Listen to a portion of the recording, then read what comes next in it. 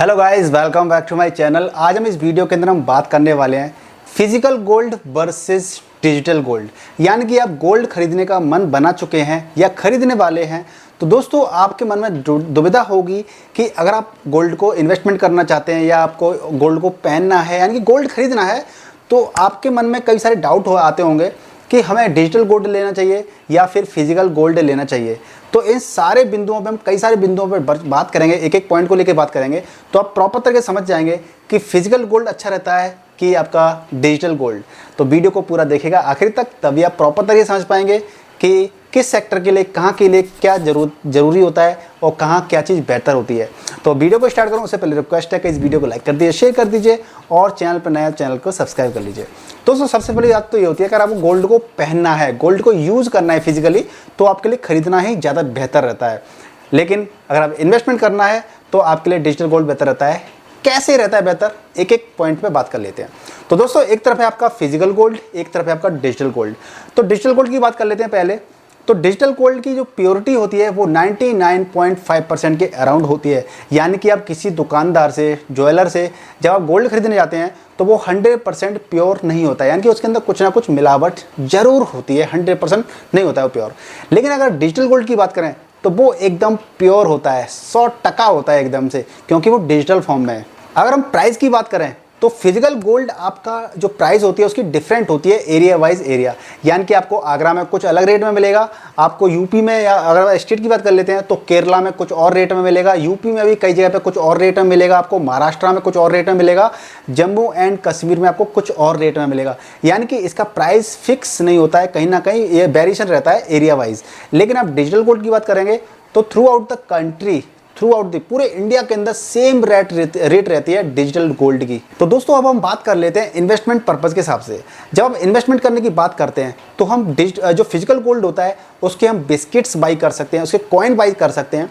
और जब हम बिस्किट या कॉइन बाई करते हैं 10 ग्राम के, तो हमारे पास एक अच्छी खासी रकम होनी चाहिए, तभी हम उसको बाई कर सकते हैं, राइट, इन्वेस्टमेंट करने के लिए। और हमें उसको फिजिकली स्टोर करके रखना पड़ता है कहीं पे भी, लॉकर में या अपने घर पर। लेकिन जब डिजिटल गोल्ड की बात आ जाती है तो आप उसको वेट के हिसाब से या एक प्राइस के हिसाब से, यानी कि आपको मान लीजिए 10,000 का सोना खरीदना है तो 10,000 का सोना खरीद सकते हैं, या आपको 2 ग्राम का सोना खरीदना है तो 2 ग्राम सोना भी आप खरीद सकते हैं डिजिटल गोल्ड में।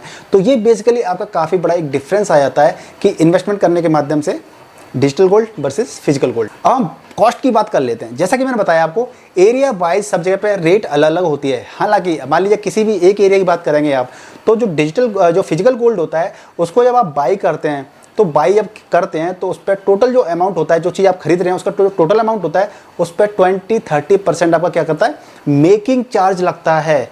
यानी कि आप अगर 1 लाख की चीज़ बनवा रहे हैं तो उसको 20-30% आपका मेकिंग चार्ज लग जाएगा, राइट। तो इस तरह से आपको 20-30% आपको चीज़ कॉस्टली पड़ती है, यानी कि आपका पैसा वेस्ट चला जाता है। लेकिन जब डिजिटल गोल्ड की बात करते हैं तो उस पर सिर्फ जब आप बाई करते हैं तो 3% जीएसटी लगता है। हालांकि जीएसटी शायद 3% ही है, इसको आप चेक कर सकते हैं कि ऊपर नीचे थोड़ा होता रहता है, ठीक है। तो इसमें ये डिफरेंस है कॉस्ट वाइज देखा जाए तो। स्टोरेज की बात कर लेते हैं। जब आप फिजिकल गोल्ड को स्टोर करते हैं तो आप अपने घर पर या लॉकर में स्टोर करके रखते हैं, जिसका चोरी होने का या लॉस होने का भी खतरा बना रहता है फिजिकल गोल्ड में।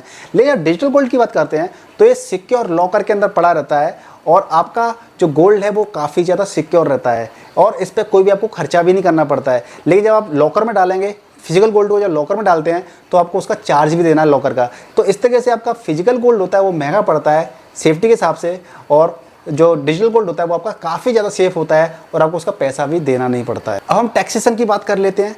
जब आप फिजिकल गोल्ड को आप घर पे रखते हैं, अगर आपका 3 साल से कम समय तक रखा है आपने, 3 साल से कम समय तक आपने फिजिकल गोल्ड खरीदा था इन्वेस्टमेंट करने के लिए, और उस पर जो आपको प्रॉफिट होता है उस पर आपको इंटरेस्ट आपको कितना लगता है, आपकी जो इनकम स्लैब होती है ना, आईटीआर फाइल करते हैं तो उसके हिसाब से आपको क्या करना पड़ता है, आपको टैक्स देना पड़ता है। लेकिन आप 3 साल से ज़्यादा समय के लिए गोल्ड रख रहे हैं और उस पर आपका जो प्रॉफिट होता है उस पर आपको 20% आपको चार्जेस देने पड़ते हैं, टैक्स देना पड़ता है।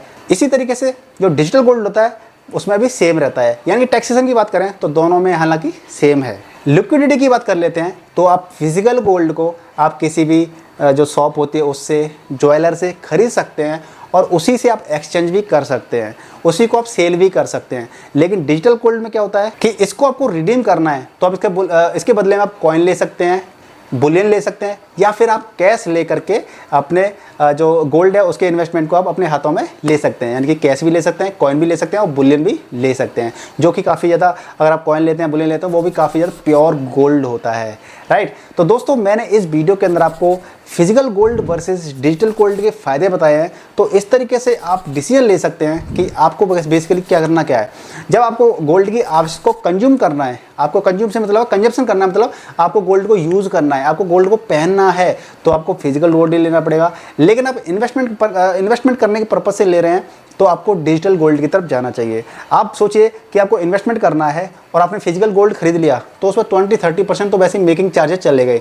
यानी कि आपने कोई एक चीज़ 1 लाख की चीज़ ली है, मान लीजिए उसकी वैल्यू है तो 80,000 की, मान लीजिए आपको क्या उसकी वैल्यू, रियल वैल्यू उसकी 80,000 मानी जाएगी, क्योंकि जब आप बेचने जाएंगे ना तो वो 1 लाख की आपने चीज़ ली थी, वो 1 लाख नहीं मिलेंगे आपको, 80,000 मानी जाएगी, और जो उसकी रेट बढ़ गई होगी वो आपको मिलेगी। तो इस तरह से आपका 20-30% का आपका चार्जेस जो लग जाते हैं वो वेस्ट चले जाते हैं। तो इसलिए आपको कभी भी इन्वेस्टमेंट करना है तो डिजिटल गोल्ड में करिए। डिजिटल गोल्ड में इन्वेस्टमेंट करने के आपके कई सारे माध्यम होते हैं।